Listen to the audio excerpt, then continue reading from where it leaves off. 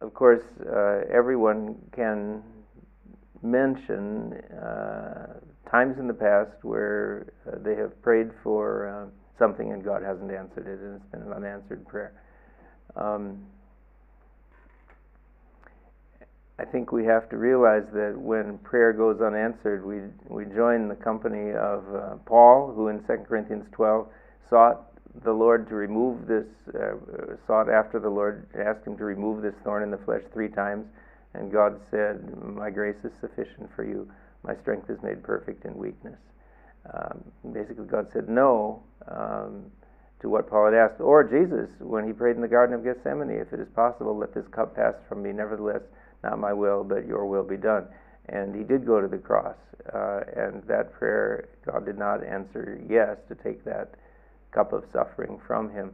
And so we join the company of Jesus and Paul and many others who have unanswered prayer. But there we trust in God's wisdom.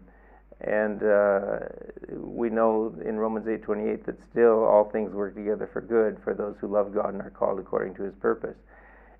And when I ask Christians, have you ever had unanswered prayer that later you found out that it was good that God didn't answer that prayer? And yes, again and again. It's surprising how often students will think of a former girlfriend or boyfriend that wouldn't have been right for them, and or praying about a career change or something like that.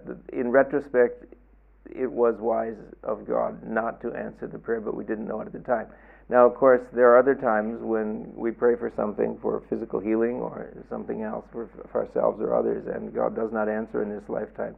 And we realize that Peter's words are true in 1 Peter 1, where he says, if necessary for a time you may have to suffer, so that the tested genuineness of your faith, more precious than gold which perishes though refined by fire, may be found to result in praise and glory and honor at the revelation of Jesus Christ. I think he's saying that the testing of our faith, when we trust God even when we don't understand why he's not answering the prayer, that is going to be revealed when Jesus returns as something that was very pleasing to him, that we trusted him because he is God and he is wise, even when we don't understand why he doesn't answer.